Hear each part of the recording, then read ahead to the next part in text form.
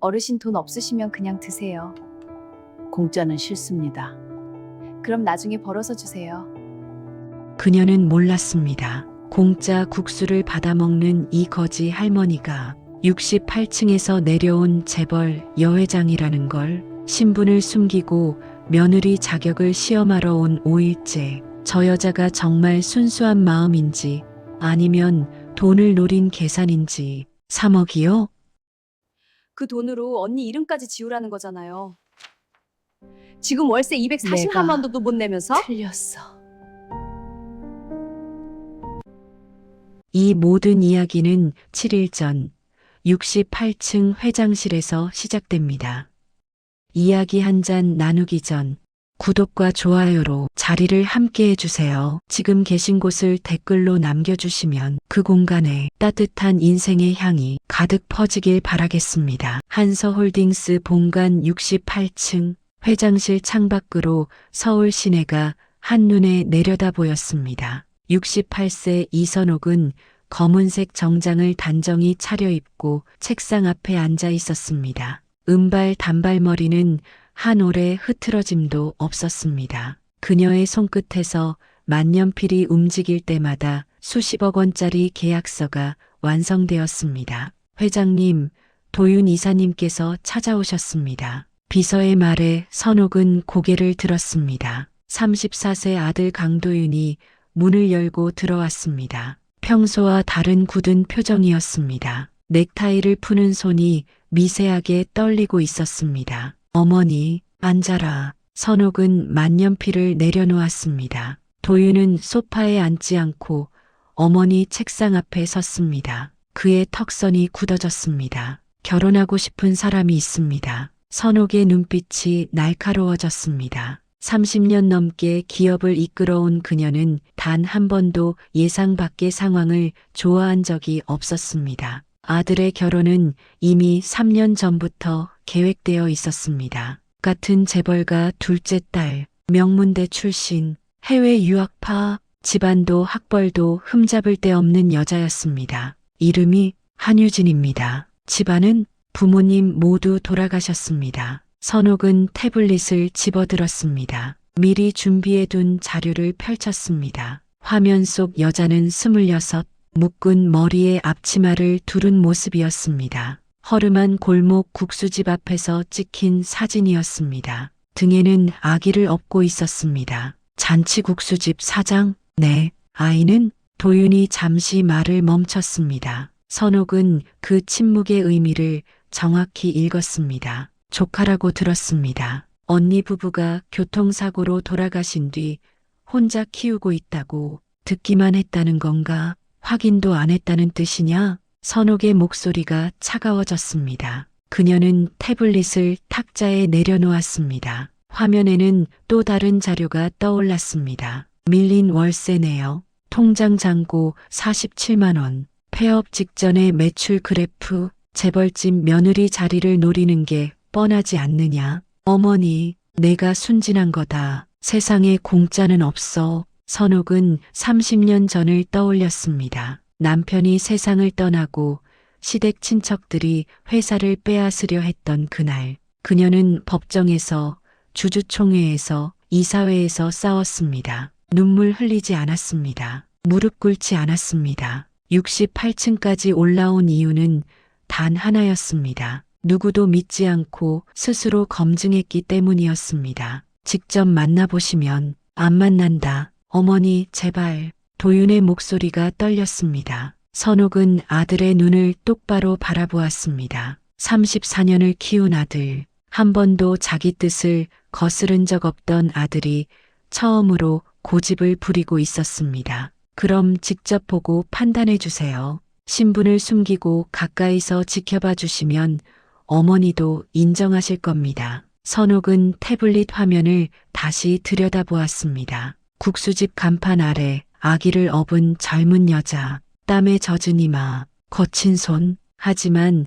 얼굴에는 묘한 단호함이 서려 있었습니다. 좋다. 네, 내가 직접 확인하마. 그 여자가 정말 순수한 마음인지 아니면 돈을 노린 계산인지. 선옥은 자리에서 일어났습니다. 창밖으로 보이는 서울 시내 68층에서 내려다보면 모든 것이 작아 보였습니다. 사람도 건물도 자동차도. 하지만 이번에는 달랐습니다. 그녀는 아래로 내려가야 했습니다. 가장 낮은 곳으로. 일주일만 시간을 줘라. 내가 직접 골목으로 가겠다. 어머니 무슨 신분을 숨기고 지켜보면 본색이 드러나게 마련이다. 선옥은 비서에게 전화를 걸었습니다. 낡은 옷을 준비하라고 지시했습니다. 군용 점퍼, 해진 운동화, 폐지 수레. 30년 만에 다시 맨바닥으로 돌아가는 기분이었습니다. 도윤은 불안한 얼굴로 어머니를 바라보았습니다. 선옥은 창밖을 응시한 채 중얼거렸습니다. 내가 사랑하는 그 여자가 진짜인지 가짜인지 내가 직접 판단하마. 다음 날부터 한서홀딩스 회장 이선옥은 사라졌습니다. 대신 낡은 군용 점퍼를 입고 폐지 수레를 끄는 노파 하나가 오래된 골목 안쪽으로 걸어 들어갔습니다. 간판에는 유진 잔치국수라는 글씨가 바래져 있었습니다. 새벽 4시 30분 선옥은 거울 앞에 섰습니다. 30년 만에 입어보는 낡은 옷이었습니다. 색바랜 군용 점퍼, 구멍난 회색 목도리, 해진 운동화. 비서가 준비해온 옷들은 놀라울 만큼 현실적이었습니다. 이 정도면 되겠습니다. 선옥은 은발 단발머리를 헝클어뜨렸습니다. 화장기 없는 얼굴에 주름이 또렷했습니다. 허리를 약간 구부렸습니다. 68층 회장실에 있던 여자는 사라졌습니다. 대신 폐지를 주워 연명하는 노파가 남았습니다. 회장님, 정말 괜찮으시겠습니까? 한 번쯤은 내려가 봐야지. 선옥은 폐지 수레를 직접 끌었습니다. 바퀴가 삐걱거렸습니다. 무게가 생각보다 무겁게 느껴졌습니다. 하지만 그녀는 표정 하나 바꾸지 않았습니다. 오전 11시 골목 안쪽은 비좁았습니다. 오래된 건물들이 다닥다닥 붙어 있었습니다. 길바닥에는 먼지가 쌓여 있었고 간판들은 대부분 색이 바래 있었습니다. 선옥은 수레를 끌며 천천히 걸었습니다. 유진 잔치국수. 간판 글씨가 낡았습니다. 페인트가 벗겨진 자리마다 세월의 흔적이 보였습니다. 선옥은 가게 앞에 멈춰 섰습니다. 유리문 너머로 안이 들여다 보였습니다. 좁은 홀, 낡은 테이블 4개,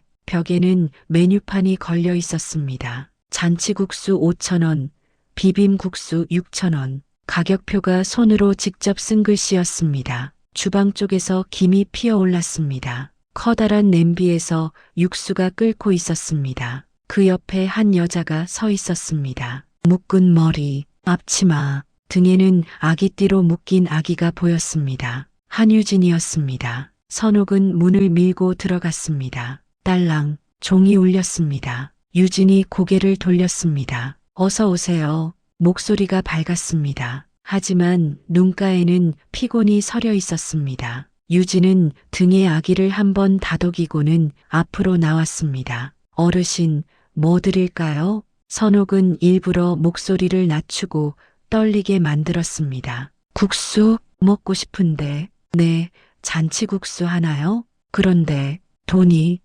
선옥은 주머니를 뒤적였습니다. 손에 쥔 동전 몇 개를 펼쳐 보였습니다. 500원짜리 3개, 100원짜리 2개. 유진의 표정이 잠시 흔들렸습니다. 하지만 곧 환하게 웃었습니다. 괜찮아요. 오늘 육수 많이 끓였거든요. 그럼 그냥 드세요. 할머니, 여기 앉으세요.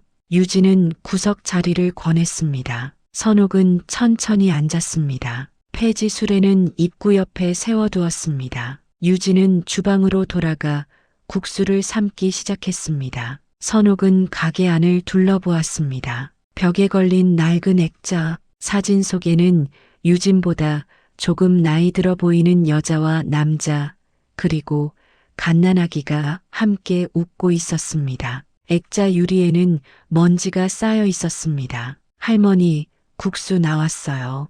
유진이 국수 한 그릇을 가져왔습니다. 김이 모락모락 올라왔습니다. 멸치 육수 냄새가 진했습니다. 고명으로 계란 지단과 김, 파가 올라가 있었습니다. 많이 드세요. 고맙네. 선옥은 젓가락을 들었습니다. 국수를 한 입 먹었습니다. 맛이 깊었습니다. 육수가 진했습니다. 30년 전 그녀가 먹던 맛과 비슷했습니다. 가난했던 시절 길거리 포장마차에서 먹던 그 맛.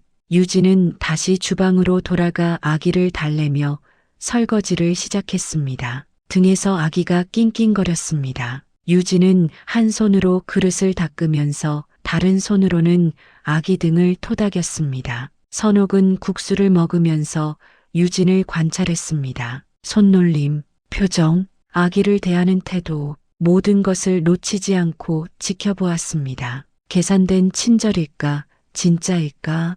국수를 다 먹었습니다. 선옥은 그릇을 들고 일어났습니다. 다 드셨어요? 맛있었네. 고맙네. 천천히 가세요. 조심하시고요. 유진은 환하게 웃었습니다. 선옥은 문을 나서며 뒤를 돌아보았습니다. 유진은 다시 주방으로 돌아가 육수 냄비를 저으며 아기에게 말을 걸고 있었습니다. 지수야, 배고프지? 조금만 기다려. 엄마가 금방 밥 줄게. 선옥은 폐지 수레를 끌며 골목을 나왔습니다. 머릿속이 복잡했습니다. 공짜로 국수를 줬다. 손님도 없는 가게에서 거지 같은 노인에게 그냥 줬다. 하지만 의심은 사라지지 않았습니다. 혹시 누가 보고 있을까봐 친절을 베푼 걸까? 아니면 정말 순수한 마음일까? 선옥은 멈춰 섰습니다. 골목 모퉁이에서 국수집을 다시 바라보았습니다. 작고 허름한 가게, 바래진 간판. 하지만 안에서는 여전히 하얀 김이 피어오르고 있었습니다. 내일 또 가봐야겠다. 한 번으로는 부족해. 선옥은 수레를 끌고 골목을 떠났습니다. 하지만 국수 맛은 입안에 오래 남았습니다. 그리고 아기를 업고 육수를 끓이던 여자의 뒷모습도 쉽게 지워지지 않았습니다. 새벽 5시, 선옥은 이미 골목 입구에서 기다리고 있었습니다. 어둠이 채 거치지 않은 시간, 가로등 불빛 아래 그녀는 폐지 수레를 끌고 건물 그늘에 몸을 숨겼습니다. 5시 20분, 국수집 셔터가 올라갔습니다. 유진이 나왔습니다. 등에는 아기띠로 묶인 지수가 있었습니다. 아기는 아직 잠들어 있었습니다. 유진은 한 손으로 아기를 감싸 쥐고 다른 손으로는 낡은 가방을 들었습니다. 선옥은 천천히 뒤를 따라갔습니다. 유진은 골목을 빠져나가 큰 길로 향했습니다. 버스 정류장에서 5분을 기다렸습니다. 버스가 왔습니다. 유진은 조심스럽게 올라탔습니다. 선옥도 뒷문으로 탔습니다. 20분을 달려 전통시장 앞에 내렸습니다. 시장은 이미 사람들로 붐볐습니다. 새벽 6시 상인들은 물건을 내놓고 있었고 식당 주인들은 장을 보러 분주하게 오가고 있었습니다. 유진은 채소 가게로 걸어갔습니다. 파 한 단 주세요. 유진이 왔네. 애기는 자고 있어요. 고생이 많아. 오늘도 혼자 왔어? 네. 유진은 파, 대파, 쪽파를 샀습니다. 비닐봉지에 담긴 채소는 묵직했습니다. 선옥은 멀찌감치 떨어져서 지켜보았습니다. 유진은 다시 건어물 가게로 향했습니다. 멸치 2kg 주세요. 큰 거로요. 요즘 국수 장사 잘 돼? 그럭저럭요. 애기 키우면서 장사하기 힘들지? 유진은 대답 대신 웃었습니다. 피곤한 웃음이었습니다. 멸치를 받아 가방에 넣었습니다. 무게가 더 무거워졌습니다. 다음은 떡집이었습니다. 말순 언니, 유진아, 왔어? 떡집 주인 박말순은 50대 중반쯤 되어 보였습니다. 얼굴에 온화함이 묻어났습니다. 말순은 유진의 등에 업힌 아기를 보며 혀를 찼습니다. 애기 또 데리고 왔네. 맡길 데가 없어? 괜찮아요. 괜찮긴 뭐가 괜찮아. 넌 언제나 그러지. 말순은 안쪽에서 찹쌀가루 한 봉지를 꺼내왔습니다. 이거 가져가. 국수 반죽할 때 조금 넣으면 쫄깃해져. 언니 돈 줄게요. 됐어. 그냥 가져가. 안 돼요. 언니도 장사하는데. 유진은 지갑을 꺼냈습니다. 안에 10,000원짜리 몇 장이 보였습니다. 말수는 유진의 손을 잡아 지갑을 다시 가방 안으로 밀어 넣었습니다. 됐다니까. 너 요새 얼마나 힘든지 다 알아. 언니, 빨리 가. 장다 보고 가게 준비해야지. 유진은 고개를 숙여 인사했습니다. 말수는 유진의 등을 토닥였습니다. 유진이 떡집을 나서자 말수는 작게 한숨을 쉬었습니다. 선옥은 떡집 앞을 지나치다 말순의 중얼거림을 들었습니다. 부모도 없고 언니도 없고 애 하나 키우느라 얼마나 고생이 많은데. 선옥은 걸음을 멈췄습니다. 하지만 곧 다시 유진을 따라갔습니다. 유진은 시장 안쪽으로 더 들어갔습니다. 두부가게, 계란가게, 고추가게 하나하나 돌며 장을 봤습니다. 가방은 점점 무거워졌습니다. 등에 업힌 아기는 중간중간 낑낑거렸습니다. 유진은 멈춰서서 아기를 달랬습니다. 지수야, 조금만 참아. 아기가 다시 잠들었습니다. 유진은 다시 걷기 시작했습니다. 시장 끝 채소 가게에서 한 무리의 아주머니들이 수군거렸습니다. 저 애 혼자 애 키운다며? 그러게, 미혼모래. 애 아빠는 어디 갔대? 아무도 몰라. 그냥 혼자 키우는 거지. 젊은데 안 됐네. 유진은 그 말들을 들었을 것입니다. 하지만 표정은 변하지 않았습니다. 고개를 숙인 채 채소를 골랐습니다. 돈을 건넸습니다. 인사를 했습니다. 그리고 시장을 나왔습니다. 선옥은 그 모든 장면을 지켜보았습니다. 저렇게 힘들어 보이면서도 굽히지 않는구나. 버스를 타고 다시 골목으로 돌아왔습니다. 7시 30분, 유진은 국수집 문을 열고 들어갔습니다. 선옥은 골목 모퉁이에서 멈춰 섰습니다.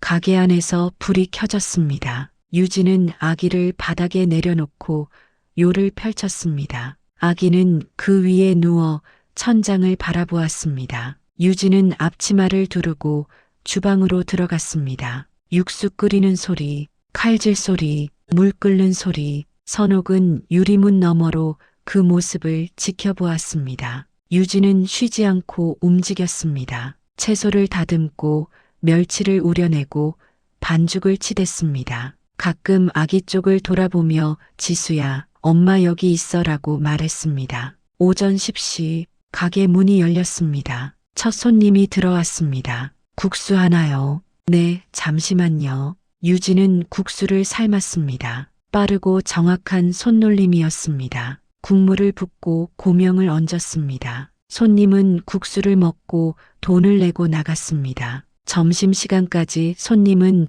5명 뿐이었습니다. 선옥은 계산했습니다. 국수 한 그릇에 5,000원, 5그릇이면 25,000원, 재료비, 월세, 전기세를 빼면 남는 게 얼마나 될까? 이걸로 어떻게 아기를 키우지? 하지만 선옥의 의심은 사라지지 않았습니다. 힘든 척하는 건 쉽다. 저렇게 불쌍하게 보이면 누군들 동정하지 않겠나? 오후 2시, 유진은 아기에게 분유를 먹였습니다. 자신은 어제 남은 국수를 데워 먹었습니다. 한 그릇을 다 먹지 못했습니다. 절반쯤 남기고 냉장고에 다시 넣었습니다. 선옥은 폐지 수레를 끌고 골목을 떠났습니다. 하지만 머릿속에는 유진의 모습이 남았습니다. 새벽 시장, 무거운 가방, 등에 업힌 아기, 끝없는 하루, 내일 또 봐야겠다. 저게 진짜인지 가짜인지 아직 판단할 수 없어.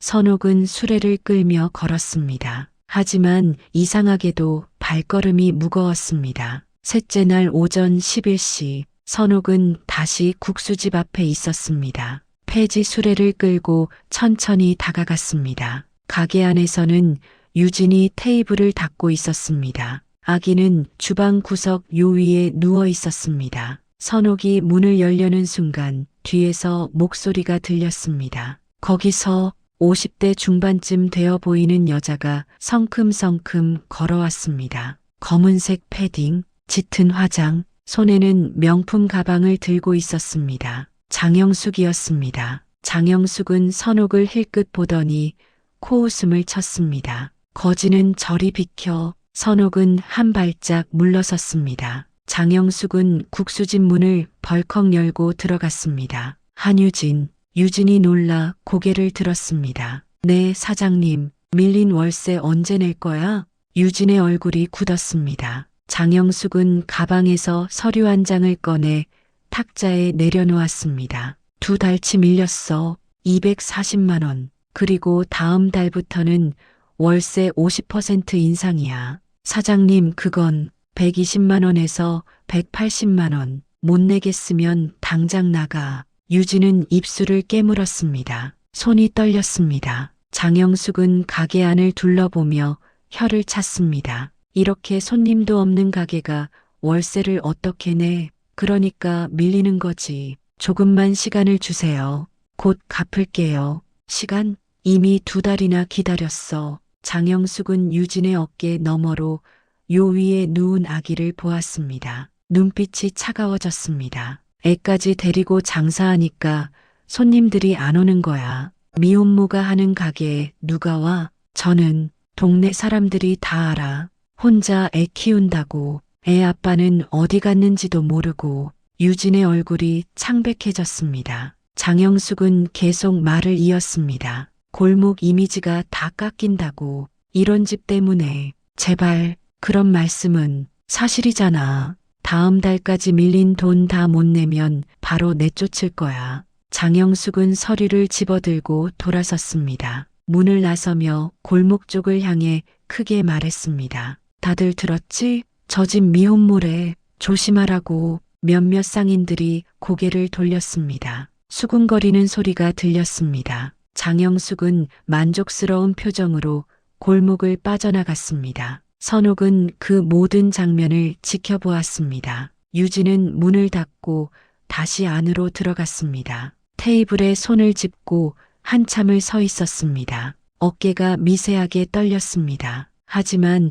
울지는 않았습니다. 요 위에서 아기가 낑낑거렸습니다. 유진은 재빨리 눈물을 닦고 아기를 안아 올렸습니다. 지수야, 괜찮아. 엄마 괜찮아. 선옥은 수레를 끌고 자리를 떠났습니다. 오후 2시 골목 입구 슈퍼 앞에서 상인들이 모여 있었습니다. 국수집에 진짜 미혼모래? 그런가 봐. 혼자 애 키우잖아. 애 아빠는? 모르지. 장 사장님이 그러는데 사연 많다더라. 쯧쯧. 요새 젊은 애들이. 선옥은 슈퍼 앞을 지나쳤습니다. 상인들은 폐지 줍는 노파에게는 관심도 없었습니다. 오후 4시 국수집 앞을 지나가는 손님이 줄었습니다. 평소에도 많지 않았지만 오늘은 더 적었습니다. 점심시간 내내 손님이 둘뿐이었습니다. 유진은 주방에서 육수를 끓이며 창밖을 바라보았습니다. 지나가는 사람들이 가게를 힐끗 보고는 고개를 돌렸습니다. 저녁 6시 선옥은 국수집 맞은편 골목에 서 있었습니다. 가게 안불빛이 희미했습니다. 유진은 아기를 품에 안고 앉아 있었습니다. 테이블 위에는 계산기와 통장이 놓여 있었습니다. 선옥은 그 모습을 오래 지켜보았습니다. 월세를 못 내면 쫓겨난다. 손님은 끊기고 있다. 동네에서는 소문이 퍼지고 있다. 선옥은 고개를 저었습니다. 이런 환경에서 자란 아이가 우리 집 며느리가 될 수는 없어. 저 여자는 결국 돈이 필요할 거야. 그때 본색이 드러날 거다. 선옥은 수레를 끌고 돌아섰습니다. 하지만 골목을 빠져나가면서도 자꾸 뒤를 돌아보게 되었습니다. 작은 국수집, 희미한 불빛, 그 안에 홀로 남은 젊은 여자와 아기. 선옥은 걸음을 멈췄습니다. 아니야. 아직 확실하지 않아. 조금 더 지켜봐야 해. 그날 밤 선옥은 호텔방에 앉아 보고서를 읽었습니다. 비서가 정리해온 유진의 재무 상황. 통장 잔고 35만 원, 밀린 월세 240만 원, 내달 월세 180만 원, 재료비, 공과금, 계산기를 두드렸습니다. 숫자는 절망적이었습니다. 버틸 수 없다. 한 달도 안 돼. 선옥은 보고서를 덮었습니다. 창밖으로 서울 야경이 보였습니다. 68층에서 내려다본 세상과는 다른 세상, 땅 밑바닥에 사는 사람들의 세상. 선옥은 눈을 감았습니다. 하지만 머릿속에는 유진의 얼굴이 떠올랐습니다. 모욕당하면서도 고개를 숙이지 않았던 표정, 아기를 품에 안고 괜찮아라고 말하던 목소리, 내일 또 가봐야겠다. 저 여자가 무너지는 걸 확인해야 해. 선옥은 보고서를 서랍에 넣고 불을 껐습니다. 하지만 잠은 오지 않았습니다. 넷째 날 밤, 선옥은 호텔 방에서 태블릿을 들여다보았습니다. 비서가 보내온 추가 자료였습니다. 사진 한 장이 화면에 떠올랐습니다. 모텔 입구, 석 달 전 촬영된 CCTV 화면이었습니다. 유진과 남자 한 명이 함께 들어가는 모습, 남자의 얼굴은 선명했습니다. 30대 초반, 정장 차림, 유진은 아기를 안고 있었습니다. 선옥은 화면을 확대했습니다. 시간은 오후 3시, 모텔 이름은 스카이 모텔, 체크인 기록도 첨부되어 있었습니다. 1박 5만 원. 역시 선옥은 태블릿을 내려놓았습니다. 입가에 차가운 미소가 스쳤습니다. 힘들다면서 할 건 다 하는구나. 아기 데리고 모텔까지. 다음 자료는 통장 거래 내역이었습니다. 석 달 전부터 지금까지 입금은 거의 없었습니다. 출금만 계속되었습니다. 월세, 재료비, 분유값, 기저귀값. 선옥은 전화를 걸었습니다. 내일 준비해. 네, 회장님. 어떻게 진행할까요? 투자자로 위장해. 깔끔한 정장에 서류 가방. 3억 투자 제안서 준비하고. 조건은요? 가게 확장, 상호 변경, 레시피와 상표권 이전. 전부 우리 쪽으로 넘기는 조건으로. 알겠습니다. 선옥은 전화를 끊었습니다. 창밖을 바라보았습니다. 돈 앞에서는 누구나 본색을 드러낸다. 내일이면 확실히 알 수 있을 거야. 다섯째 날 오전 11시 국수집 문이 열렸습니다. 정장을 입은 30대 남자가 들어왔습니다. 깔끔한 헤어스타일, 구두, 고급 서류 가방. 한유진 사장님이신가요? 유진은 주방에서 나왔습니다. 아기는 요 위에서 잠들어 있었습니다. 네, 그런데 투자 상담건으로 왔습니다. 잠깐 시간 되시겠습니까? 남자는 명함을 건넸습니다. 푸드벤처 파트너스 김민수 이사. 유진은 명함을 받아들었습니다. 손이 미세하게 떨렸습니다. 여기 앉으시죠. 두 사람은 테이블에 마주 앉았습니다. 김민수는 서류 가방에서 두꺼운 제안서를 꺼냈습니다. 유진 잔치국수의 성장 가능성을 보고 투자 제안을 드리러 왔습니다. 성장 가능성이요? 네. 전통 방식의 육수, 손으로 직접 뽑은 면. 요즘 이런 정통 국수집이 드뭅니다. 유진은 제안서를 펼쳤습니다. 첫 장에 큰 글씨로 적혀 있었습니다. 투자 규모 3억 원. 유진의 숨이 멎었습니다. 김민수는 계속 설명했습니다. 가게 확장, 프랜차이즈 준비, 브랜드 리뉴얼, 전부 저희가 투자합니다. 조건이 있겠죠? 물론입니다. 김민수는 다음 장을 넘겼습니다. 계약 조건이 나열되어 있었습니다. 상호는 유진 잔치국수에서 서울국수로 변경합니다. 레시피와 상표권은 우리 회사로 이전됩니다. 사장님은 메인 셰프로 고용 계약을 맺게 됩니다. 유진의 손이 제안서 위에서 멈췄습니다. 상호를 바꿔야 하나요? 네. 브랜드화를 위해서는 필수입니다. 레시피도요? 표준화가 필요합니다. 프랜차이즈는 어디서나 같은 맛이 나와야 하니까요. 유진은 제안서를 천천히 읽었습니다. 3억 원, 월 300만 원 고정급, 가게 확장, 골목을 벗어나 번화가 매장으로 이전. 하루만 생각할 시간을 주세요. 물론입니다. 좋은 결정 내리시길 바랍니다. 김민수는 제안서를 남겨두고 자리에서 일어났습니다. 문을 나서며 돌아보았습니다. 사장님, 이런 기회는 흔하지 않습니다. 문이 닫혔습니다. 유진은 제안서를 들여다보았습니다. 3억이라는 숫자가 눈에 들어왔습니다. 밀린 월세 240만 원, 다음 달 월세 180만 원, 재료비,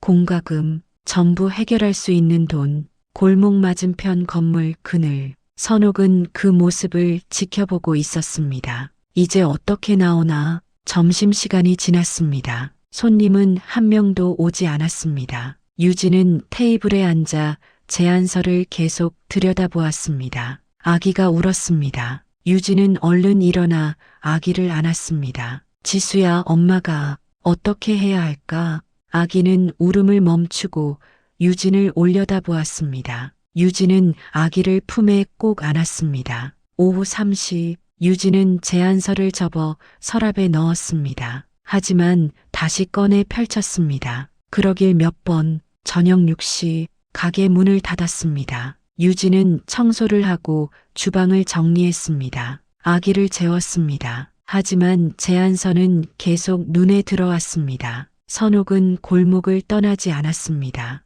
국수집 불빛이 꺼지지 않는 걸 지켜보았습니다. 밤 10시 유진은 여전히 테이블에 앉아 있었습니다. 제안서를 펼쳐놓고 계산기를 두드렸습니다. 3억, 월 300만 원, 안정적인 수입. 하지만 손은 제안서 위에서 멈췄습니다. 상호 변경, 레시피 이전. 유진은 고개를 들어 선반을 바라보았습니다. 오래된 액자, 사진 속 언니와 형부, 그리고 갓난 지수. 유진은 제안서를 다시 접었습니다. 하지만 찢지는 않았습니다. 서랍에 넣었습니다. 선옥은 그 모습을 끝까지 지켜보았습니다. 고민하고 있어. 흔들리고 있어. 선옥은 수레를 끌고 자리를 떠났습니다. 내일이면 알 수 있겠지. 결국 돈을 선택할 거야. 골목을 빠져나가며 선옥은 뒤를 돌아보았습니다. 작은 국수집, 희미한 불빛,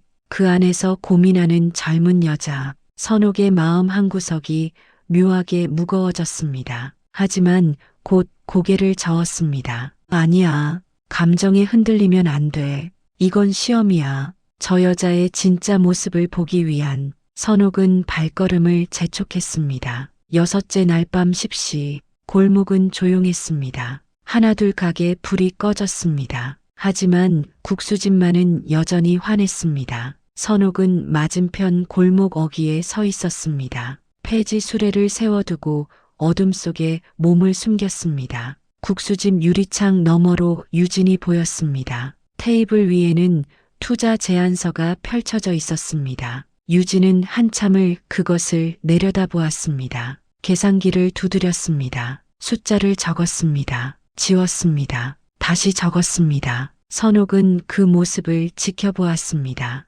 고민이 길어지고 있어. 흔들리는 거야. 유진은 의자에서 일어났습니다. 주방으로 걸어가 선반 위를 올려다보았습니다. 먼지 쌓인 액자가 보였습니다. 유진은 의자를 가져와 올라섰습니다. 조심스럽게 액자를 내렸습니다. 테이블로 돌아왔습니다. 액자를 천천히 닦았습니다. 먼지가 걷히며 사진이 선명해졌습니다. 사진 속에는 세 사람이 있었습니다. 유진보다 2살 많아 보이는 여자, 옆에는 남자, 여자의 품에는 갓난아기가 안겨 있었습니다. 유진은 사진을 오래 들여다보았습니다. 손가락으로 여자의 얼굴을 쓰다듬었습니다. 언니, 작은 목소리였습니다. 선옥은 귀를 기울였습니다. 유진은 액자를 품에 안았습니다. 눈을 감았습니다. 언니, 기억나? 우리 여기서 같이 국수 말았잖아. 손님 없는 날은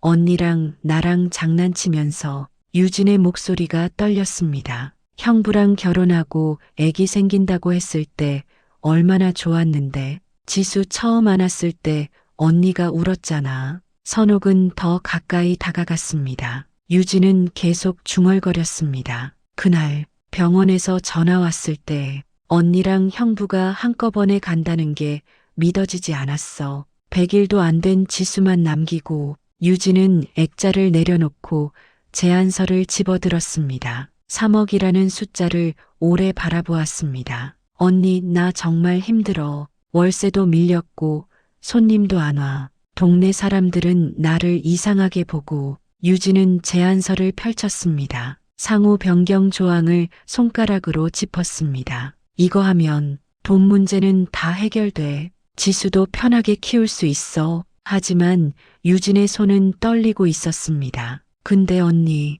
이 간판까지 바꾸면 진짜로 내가 사라지는 것 같아. 유진은 고개를 들어가게 앞을 바라보았습니다. 바래진 간판, 유진 잔치국수. 그 글씨는 10년 전 아버지가 직접 쓴 것이었습니다. 아빠가 쓴 거잖아. 언니 이름이랑 내 이름 합쳐서 유진이. 유진은 눈물을 닦았습니다. 언니, 나 욕심 안 부릴게. 이 작은 가게라도 지킬게. 지수한테는 엄마가 여기 있었고 외할머니 외할아버지가 여기서 국수 말았고 이모랑 이모부가 사랑했던 곳이라고 말해줄게. 유진은 제안서를 천천히 접었습니다. 반으로 또 반으로, 그리고 서랍 깊숙이 넣어버렸습니다. 선옥은 그 장면을 똑똑히 보았습니다. 유진은 액자를 다시 품에 안았습니다. 언니 미안해. 나 돈 많이 못 벌어. 지수 좋은데 못 보내줄 수도 있어.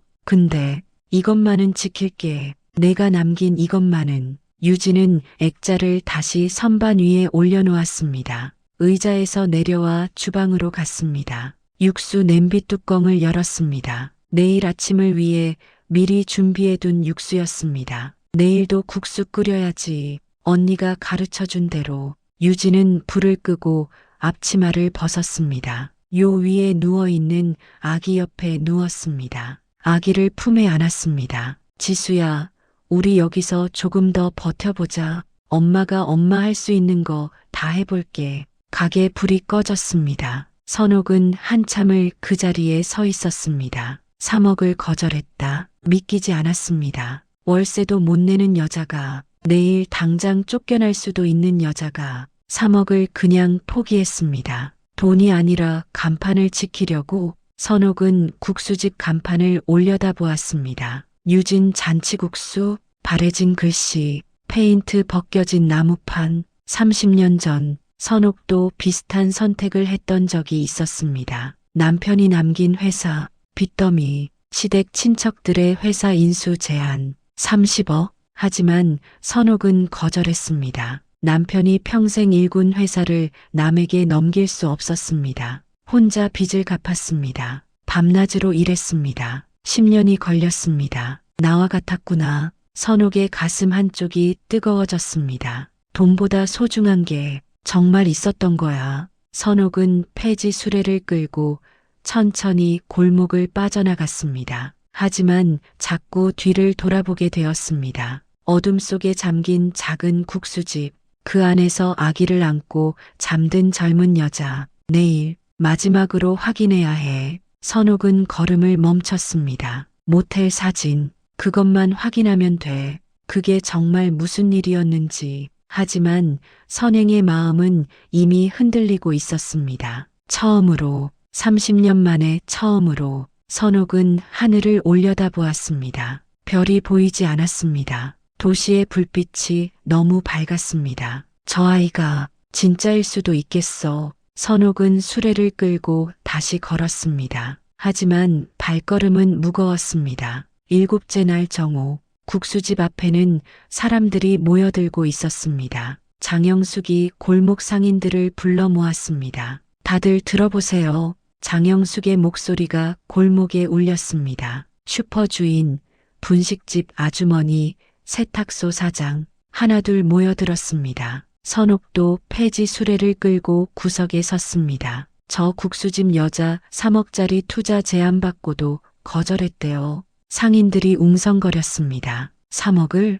진짜? 미쳤나 봐. 장영숙은 계속 말을 이었습니다. 돈도 없으면서 무슨 배짱으로 거절해? 월세도 못 내는 주제에. 유진이 가게 문을 열고 나왔습니다. 등에는 아기가 엎여 있었습니다. 사장님, 제발. 제발은 무슨, 다들 알 권리 있잖아요. 이 골목에 무슨 사람이 사는지. 장영숙은 유진을 가리키며 큰 소리로 외쳤습니다. 이 여자 미혼모예요.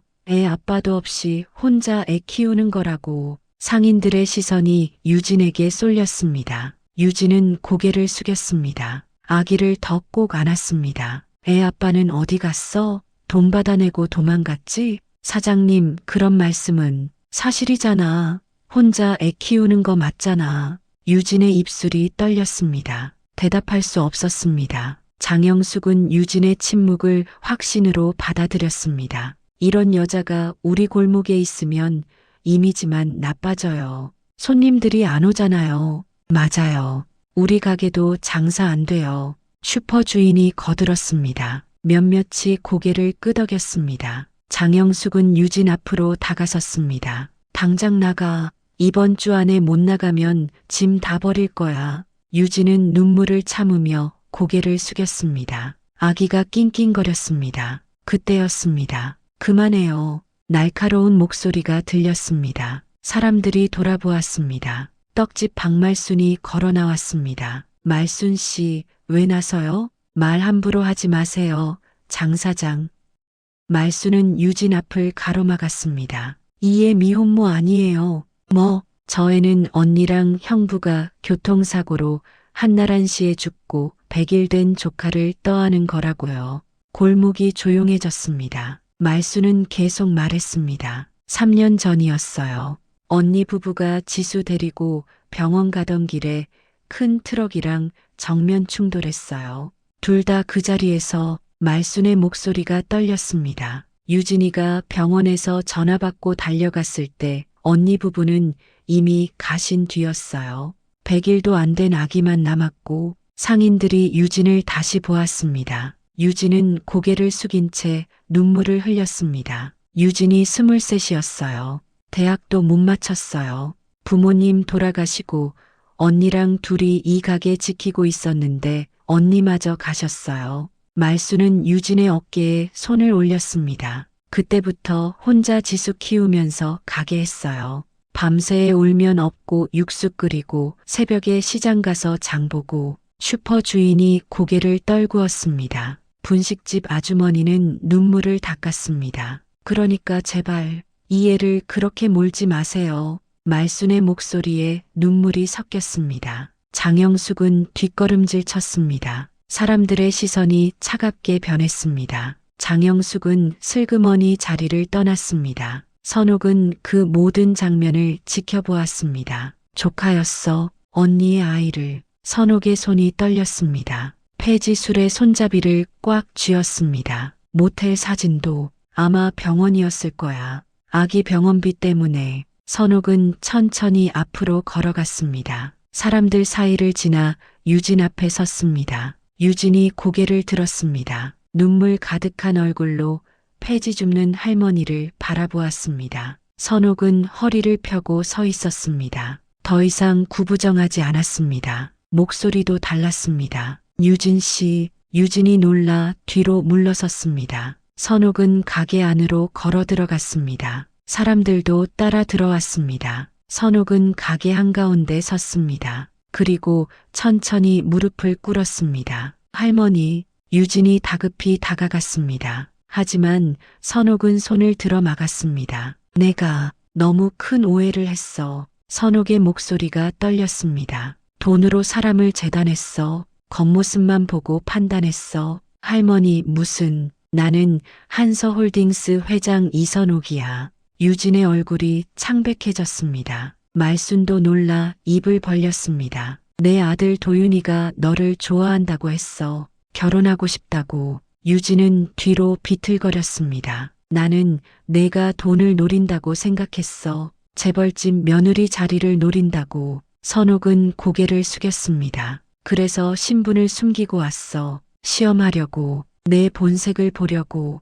근데 내가 틀렸어. 완전히. 선옥은 고개를 들어 유진을 바라보았습니다. 눈에 눈물이 고였습니다. 넌 3억을 거절했어. 돈보다 언니의 기억을 지켰어. 이 작은 가게를, 이 바래진 간판을. 선옥의 목소리가 흔들렸습니다. 제발 용서해줘. 유진은 아기를 꼭 안은 채 그 자리에 서 있었습니다. 눈물이 흘러내렸습니다. 선옥은 무릎 꿇은 채 말을 이었습니다. 내가 30년 동안 돈으로만 세상을 봤어. 그게 전부인 줄 알았어. 선옥은 눈물을 닦았습니다. 근데 내가 가르쳐줬어. 돈보다 소중한 게 있다는 걸. 가게 안이 조용했습니다. 아무도 말하지 않았습니다. 선옥은 천천히 일어섰습니다. 유진 앞에 섰습니다. 다시 시작할 수 있을까? 처음부터. 유진은 대답하지 못했습니다. 아기만 품에 꼭 안고 있었습니다. 사흘 뒤 선옥은 정장 차림으로 국수집을 찾았습니다. 더 이상 폐지 수레도 낡은 옷도 없었습니다. 운전기사가 모는 차에서 내렸습니다. 골목 사람들이 놀라 바라보았습니다. 유진은 가게 안에서 육수를 끓이고 있었습니다. 선옥이 들어서자 손을 멈췄습니다. 앉으세요. 유진의 목소리는 조심스러웠습니다. 선옥은 테이블에 앉았습니다. 유진은 국수 한 그릇을 내왔습니다. 드세요. 고맙습니다. 선옥은 국수를 한 입 먹었습니다. 일주일 전과 똑같은 맛이었습니다. 진한 육수, 쫄깃한 면, 정성이 느껴지는 고명. 역시 맛있네요. 유진은 대답하지 않았습니다. 주방으로 돌아가 설거지를 시작했습니다. 등에는 여전히 아기가 엎여 있었습니다. 선옥은 국수를 다 먹었습니다. 그릇을 들고 주방으로 갔습니다. 제가 할게요. 아니에요.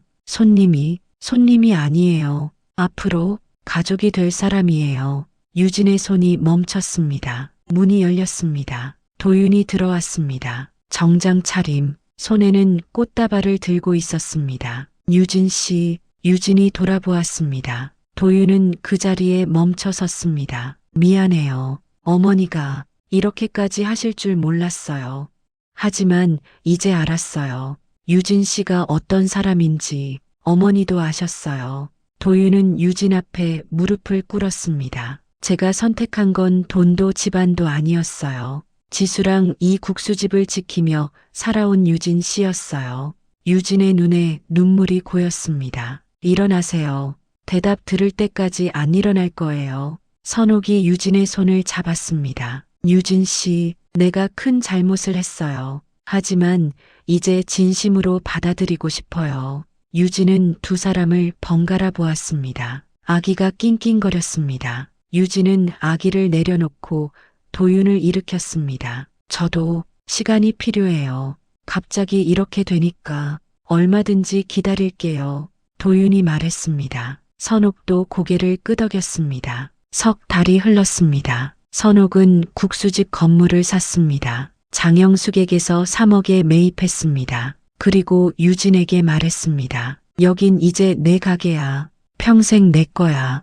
회장님, 대신 부탁이 하나 있어. 선옥은 바래진 간판을 올려다 보았습니다. 이 간판, 이 이름 절대 바꾸지 마. 누구에게도 넘기지 마. 유진은 고개를 끄덕였습니다. 그리고 레시피도 내 언니가 가르쳐준 그대로 지켜. 네. 선옥은 유진의 손을 잡았습니다. 이게 진짜 부자가 되는 길이야. 지수의 돌잔치는 국수집에서 열렸습니다. 골목 사람들이 모두 왔습니다. 박말순, 슈퍼주인, 분식집 아주머니, 테이블마다 잔치국수가 놓였습니다. 선옥은 한복을 입고 지수를 안았습니다. 아기는 할머니 품에서 방긋 웃었습니다. 지수야, 많이 컸네. 도윤이 옆에 섰습니다. 유진은 주방에서 국수를 날랐습니다. 선옥이 말했습니다. 도와줘야지. 네. 도윤은 주방으로 들어가 유진을 도왔습니다. 국수를 삶고 육수를 붓고 고명을 얹었습니다. 말순이 선옥 옆에 앉았습니다. 회장님, 유진이 참 좋은 애죠? 네, 제가 틀렸어요. 사람은 겉모습만으로는 모르는 거예요. 선옥은 고개를 끄덕였습니다. 30년을 살면서 이제야 배웠어요. 선옥은 가게 안을 둘러보았습니다. 웃음소리 가득한 작은 국수집, 국수를 나눠 먹는 사람들, 주방에서 함께 일하는 아들과 며느리. 이게 진짜 부자구나. 선옥은 지수를 더 꼭 안았습니다. 지수야, 할머니가 늦게 깨달았어. 돈을 쌓는 게 부자가 아니라 이런 사람들을 지켜내는 게 부자더라. 아기가 선옥의 얼굴을 만졌습니다. 선옥은 웃었습니다. 68년 인생에서 가장 편안한 웃음이었습니다. 저녁이 되었습니다. 손님들이 하나둘 돌아갔습니다. 선옥은 마지막까지 남아 설거지를 도왔습니다. 회장님, 제가 할게요. 괜찮아요. 이것도 배우는 거예요. 선옥은 그릇을 닦으며 창밖을 바라보았습니다. 골목에 불이 하나둘 켜지고 있었습니다. 작은 가게들, 오래된 간판들, 그 안에 사는 사람들, 여기가 진짜 세상이었어. 68층에서는 보이지 않던 세상, 폐지를 주어야 보였던 세상, 무릎을 꿇어야 느껴진 세상, 도윤이 지수를 안고 옆에 섰습니다. 어머니, 고맙습니다. 내가 고마워. 내가 유진 씨를 데려와줘서. 선옥은 아들의 어깨를 토닥였습니다. 유진이 앞치마를 벗고 다가왔습니다. 회장님, 이제 가보세요. 늦었어요. 응, 내일 또 올게. 국수 먹으러. 네. 선옥은 가게를 나섰습니다. 운전기사가 차 문을 열어주었습니다. 선옥은 차에 타기 전 다시 한번 돌아보았습니다. 유진 잔치국수, 바래진 간판이